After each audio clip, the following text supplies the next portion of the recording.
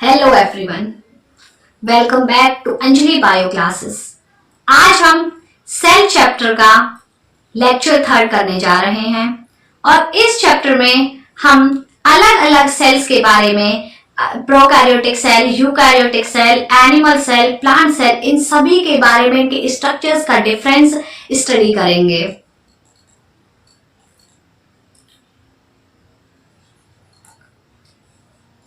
Okay, तो देखिए ये जो सेल होता है, मैं आप लोगों को पहले का रिवीजन करा देती हूँ। जो सेल होता है, सेल हमारी बॉडी की सबसे स्मॉलेस्ट यूनिट होती है, यानी कि हमारी बॉडी की जो सबसे छोटी यूनिट है वो क्या है? सेल है। Cell it is a structural and fundamental unit also. मतलब हमारी बॉडी में जो छोटे छोटे कण या इकाइयां बनती हैं वो सभी किससे मिलकर बनती हैं? आपकी सेल से। देखिए, आप अगर बात करें एक ऑर्गन की, एक ऑर्गन हो,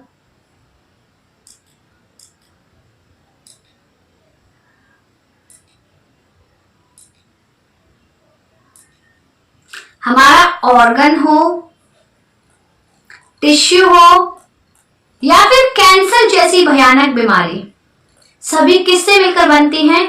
सेल्स से। इन सभी की स्मॉलेस्ट यूनिट या फिर हम कहें कि बेस यूनिट क्या है? सेल है। क्लियर? तो देखिए, हमारा जो सेल होता है वो एक मेम्ब्रेन से घिरा हुआ होता है। उस मेम्ब्रेन को क्या बोलते हैं? Cell membrane. सेल मेम्ब्रेन जो प्लांट्स में पाई जाती है उसे सेल वॉल कहते हैं, और एनिमल्स की जो आपकी वॉल है उसे क्या बोला जाता है? Plasma membrane. क्लियर? तो अब हम अलग अलग ऑर्गेनल्स के नाम आपको बताएंगे। देखिए, नोट कीजिए, ऑर्गेनल्स ऑफ सेल या फिर सेल ऑर्गेनल्स। क्योंकि जो ये ऑर्गेनल्स हैं वो दोनों सेल में कंबाइन हैं, यानी कि एनिमल सेल और प्लांट सेल में। तो सबसे पहला होता है सेल वॉल, जो आउटर एरिया में आती है, जो मैंने अभी आपको दिखाई थी। देखिए, ये है सेल वॉल और ये कहां पर प्रेजेंट है? Upper area of the cell. Clear? फिर आती है आपकी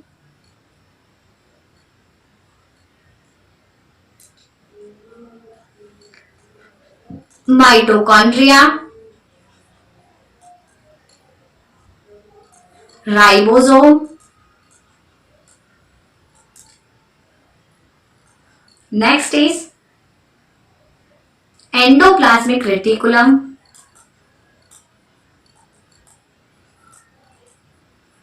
एंडोप्लाज्मिक रेटिकुलम जो होता है आपका वो दो टाइप्स का होता है, SER और RER, स्मूथ एंडोप्लाज्मिक रेटिकुलम और rough endoplasmic reticulum.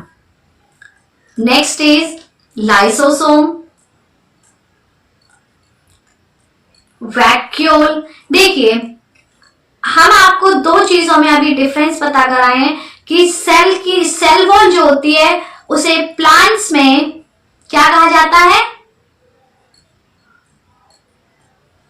Cell membrane,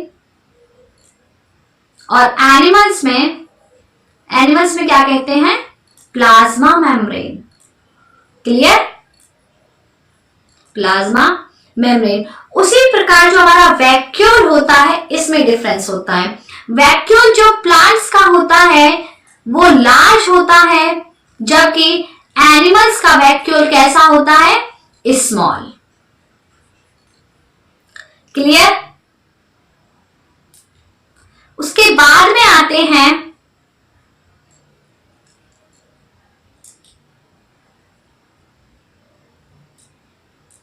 Golgi apparatus,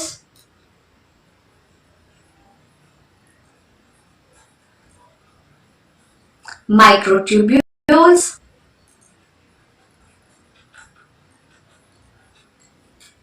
centrioles. ये सभी क्या है? आपके मोस्ट इंपॉर्टेंट ये सभी आपके मोस्ट इंपॉर्टेंट सेल ऑर्गेनल्स होते हैं। देखिए सेल ऑर्गेनल्स और भी बहुत सारे होते हैं, एक है इसमें न्यूक्लियस। लेकिन जो आपके मोस्ट इंपॉर्टेंट सेल ऑर्गेनल्स है, जो हमारे सेल में मोस्टली वर्किंग करते हैं, जिनकी हमारी पूरी बॉडी को नीड होती है, वो यही सब हैं। तो अब हम चलते हैं एनिमल सेल की तरफ।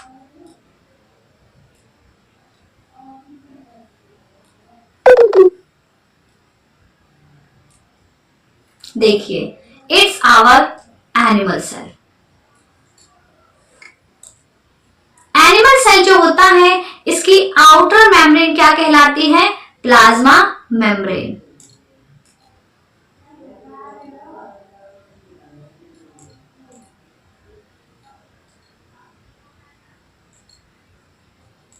It's your cell membrane. जो कि सबसे पहला पॉइंट लिखिएगा प्लाज्मा मेम्ब्रेन में,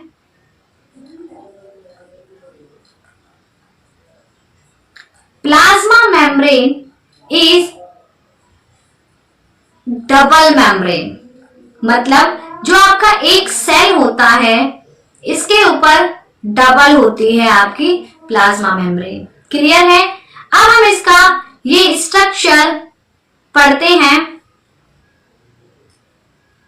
देखिए आपकी जो प्लाज्मा मेम्ब्रेन थी,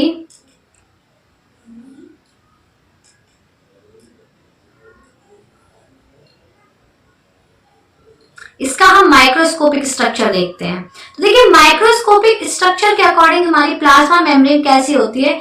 कुछ इस प्रकार की। क्लियर? इसके अंदर प्रोटीन्स पाई जाती हैं डिफरेंट, कुछ लिपिड्स भी होते हैं। लेकिन जो प्लाज्मा मेम्ब्रेन बनी हुई होती है वो कंप्लीटली किसकी बनती है? फॉस्फो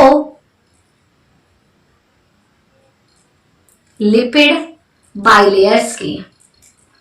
देखिए हमने इसे फॉस्फोलिपिड बाइलेयर क्यों कहा? फॉस्फो मतलब फॉस्फोरस की, लिपिड्स मतलब फैट की, और हम यहां पर देख सकते हैं कि इसकी 2 लेयर्स हैं। That's why we called it bilayered. Clear? उसके बाद में आते हैं कि इसका स्ट्रक्चर, ये स्ट्रक्चर किसने दिया, किसने इसकी खोज की? देखिए 2 साइंटिस्ट थे हमारे, सिंगर एंड निकलसन नाम से, एंड निकलसन। इन दोनों साइंटिस्ट ने जो आपका ये स्ट्रक्चर है प्लाज्मा मेम्ब्रेन का, इसकी खोज की और इसे नाम दिया फ्लूइड मोज़ेक मॉडल। क्या नाम दिया? Fluid mosaic model of plasma membrane. अब पढ़ते हैं कि इन्होंने क्या समझाया इस फ्लूइड मोज़ेक मॉडल के थ्रू। देखिए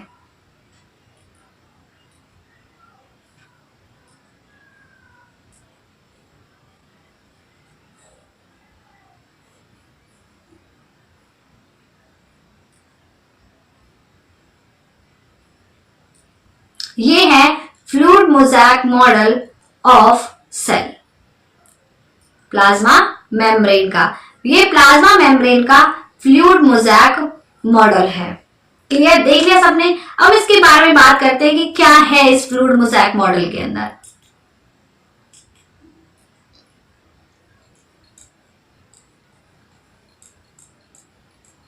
जो स्ट्रक्चर में हमें दिया हुआ होता है उससे हमें उतनी अच्छे से समझ में नहीं आता। जब हम अपना हैंड रिटन बनाकर समझने की कोशिश करते हैं, तो आप सभी भी अपनी कॉपी में इसी प्रकार बनाकर इसे समझने के लिए कोशिश कीजिएगा। देखिए इसे कहते हैं head, it's tail, integral protein,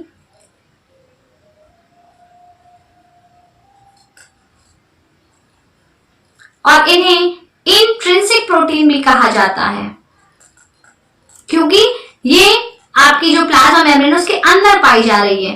it is extrinsic protein, क्योंकि ये आउटर एरिया में हमें दिखाई दे रही है। देखिए जो टेल्स होती हैं, हमने अभी भी पढ़ा कि फॉस्फोलिपिड बाइलेयर, तो फॉस्फोरस और लिपिड से बनी हुई है। तो क्या चीज फॉस्फोरस की है और क्या लिपिड की, उसके बारे में हम स्टडी करते हैं। तो जो हमारी टेल्स होती है वो किसकी बनी हुई होती है? लिपिड्स की। और जो हेड है वो फास्फोरस का। इसीलिए लिपिड्स को मतलब टेल्स को कहा जाता है हाइड्रोफोबिक। और आप लोग जानते हैं फोबिया का मीन्स क्या होता है? फियर। इसका दूसरा नाम क्या होता है? Water heating. Hydro means water और फोबिक मीन्स डरना, उससे दूर रहना, घृणा करना, तो हीटिंग। फास्फोरस जो होता है वो होता है हाइड्रोफिलिक। और हाइड्रोफिलिक का मतलब क्या है? वाटर लविंग, क्योंकि ये पानी के पास रहना पसंद करता है। तो हमने ये चीज एज्यूम कैसे की? कैसे हम इस चीज को क्लैरिफाई कर सकते हैं कि ये पानी के पास रहना पसंद करते हैं जबकि टेल्स नहीं करती? देखिए, अगर हम इस स्ट्रक्चर को थोड़े से ध्यान देकर समझने की कोशिश करें तो हमारा एक सेल इस प्रकार होता है। सेल के अंदर भी फ्लूइड पाया जाता है और सेल के बाहर भी एक फ्लूइड पाया जाता है। जो बाहर फ्लूइड होता है उसे कहते हैं ECF, एक्स्ट्रा सेल्यूलर फ्लूइड। और जो सेल के अंदर फ्लूइड पाया जाता है इसे कहते हैं ICF, इंट्रा सेल्यूलर फ्लूइड, मतलब सेल के अंदर का फ्लूइड। तो देखिए, जो आपका स्ट्रक्चर है वो कुछ ऐसे होगा।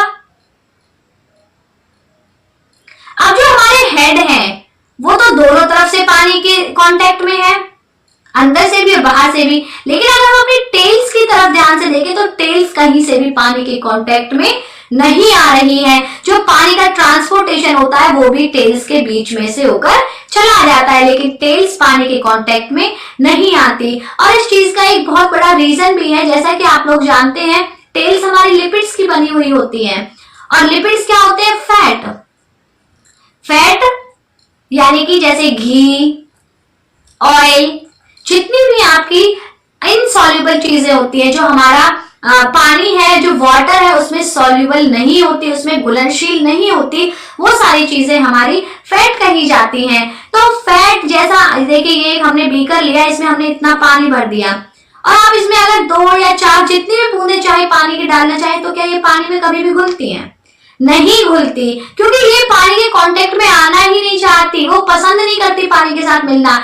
इसीलिए जो हमारी टेल्स है उनका नेचर कैसा होता है? Water heating. क्लियर सबको?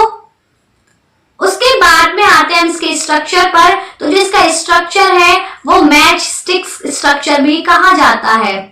मैच स्टिक्स स्ट्रक्चर, यदि आप इसे ध्यान से देखें तो 2 तिल्लियां, जैसे माचिस की तीलियां होती हैं, कुछ 2 तीलियां वैसे हमें जमी हुई इसमें नजर आती है, इसलिए इसे मैच स्टिक स्ट्रक्चर भी कहा जाता है। जो हमारी प्लाज्मा मेम्ब्रेन होती है इसमें 60% लिपिड और फास्फोरस होता है, एंड फास्फोरस और बाकी का 40% प्रोटीन्स पाई जाती है।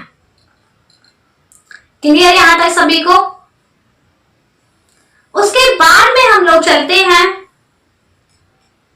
नेक्स्ट जो हमारा स्ट्रक्चर है, दैट इज, पहले प्लाज्मा मेम्ब्रेन के फंक्शंस की बात करते हैं। तो प्लाज्मा मेम्ब्रेन के फंक्शंस कौन से हैं? ट्रांसपोर्टेशन। प्लाज्मा मेम्ब्रेन का सबसे इंपॉर्टेंट फंक्शन क्या है? ट्रांसपोर्टेशन। देखिए, ये हमारे ECF, अभी भी हम आपको बता कर आए, extracellular fluid, and ICF, intracellular fluid, इन दोनों की ट्रांसपोर्टेशन में हेल्प करती है, इन दोनों के आवागमन में मदद करती है। तो इसका जो आवागमन होता है वो किस प्रकार से होता है? ये होता है 3 तरह से। ट्रांसपोर्टेशन, जो 2 है, एक्टिव और पैसिव। दूसरा है इसका डिफ्यूजन, और तीसरा होता है ऑस्मोसिस। देखिए, मैं अपनी वीडियोस 9th क्लास से लेकर और नीट की प्रिपरेशन करने वाले स्टूडेंट्स तक के लिए बनाती हूं, तो आपके लिए आपके सिलेबस में जितना सूटेबल लगे आप उतना डीप पढ़ सकते हैं। ओके, तो देखिए, जो एक्टिव और पैसिव ट्रांसपोर्ट है, सबसे पहले हम इसे डिफाइन करने की कोशिश करेंगे। जो एक्टिव ट्रांसपोर्टेशन होती है, it is energy required transportation, मतलब वो ट्रांसपोर्टेशन जिसमें एनर्जी की नीड होती है, ये ट्रांसपोर्टेशन आपकी low concentration to high concentration की तरफ होती है। इसका एक एग्जांपल हम आपको दें, यदि आपकी छत पर पानी भर जाता है तो आप वो बिना किसी एनर्जी यानी किसी बिना इलेक्ट्रिसिटी मोटर के आप उसे नीचे निकाल सकते हैं, लेकिन वहीं यदि ग्राउंड फ्लोर से आपको पानी ऊपर टंकी में भरना हो तो क्या आप उसे भर सकते हैं? बिना मोटर या इलेक्ट्रिसिटी की मदद के आप नहीं भर सकते। उसी प्रकार किसी भी चीज को लोअर कंसंट्रेशन से हायर कंसंट्रेशन की तरफ भेजने पर हमें उसमें एनर्जी देनी पड़ती है, उसे क्या कहते हैं? Active transportation. लेकिन यदि हम पैसिव की बात करें तो ये क्या है आपका? Without energy needed, without energy needed, बिना एनर्जी की सहायता के ये ट्रांसपोर्टेशन हो जाता है। ये कहां होता है आपका? Higher concentration to lower concentration. Clear? जैसा मैंने अभी भी आपको एग्जांपल दिया था, यदि छत पर बारिश का पानी भर जाए तो उसे निकालने के लिए हमें किसी एनर्जी की रिक्वायरमेंट नहीं होती। अगर छत में पाइप नहीं है तो भी ऊपर से लाकर हमारा पानी निकल जाएगा, लेकिन उसमें हमें कोई मोटर वगैरह लगाने की आवश्यकता नहीं पड़ती। That is transportation. अब अगर हम डिफ्यूजन की बात करें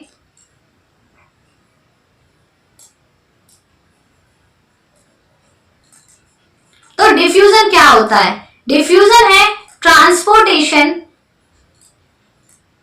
ऑफ गैसेस, यानी कि जो हमारी प्लाज्मा मेम्ब्रेन है वो केवल आपका जो ट्रांसपोर्टेशन या फिर आदान प्रदान कराती है केवल पानी या फ्लूइड का ही नहीं, गैसेस का भी ट्रांसपोर्टेशन कराती है।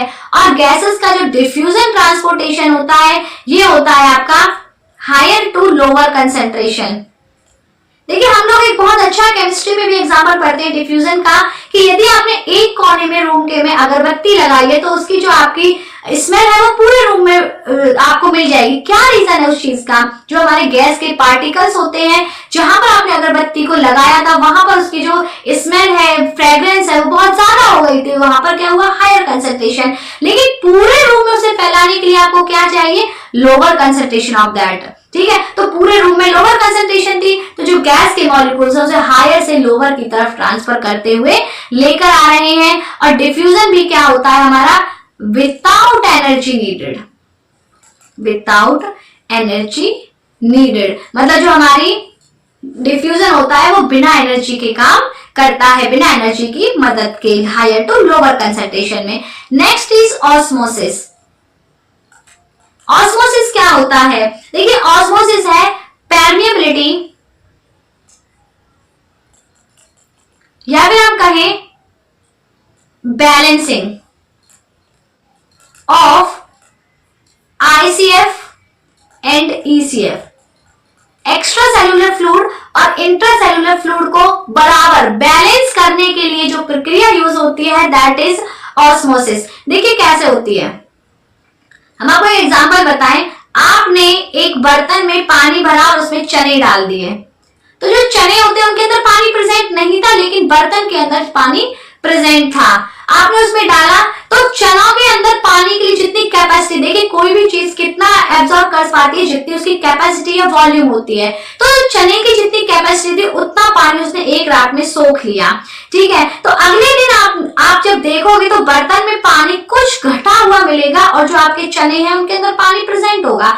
लेकिन वहीं पर यदि आप उन चनों को, जो भीगे हुए चने हैं, उन्हें अगर आप दोबारा किसी पानी वाले बर्तन में डालते हैं तो पानी पर और चने पर कोई इफेक्ट नहीं होगा। रीजन क्या है इस चीज का? कि जो इतनी कैपेसिटी आपके चने के अंदर थी वो पूरी हो चुकी थी और पानी जो परमिएबिलिटी थी आपके बाहर ICF और ECF की वो पूरी हो चुकी थी। इट्स बैलेंस्ड, तो इसलिए पानी दोबारा उनमें नहीं भरा था। इसी प्रकार हमारी जो प्लाज्मा मेम्ब्रेन है वो भी काम करती है। जो ICF है, जो इंट्रासेलुलर फ्लूइड है, और एक्स्ट्रा सेलुलर फ्लूइड है, दोनों के बीच में बैलेंसिंग बनाने का काम करती है। तो हमारा सेल की first organelle plasma membrane complete होती है। यहाँ पर कल हम लोग माइटोकॉन्ड्रिया और राइबोसोम के बारे में स्टडी करेंगे। आप लोग हेल्प करते रहें, हमारे चैनल को सपोर्ट करें, लाइक शेयर और सब्सक्राइब करते रहें। Thank you.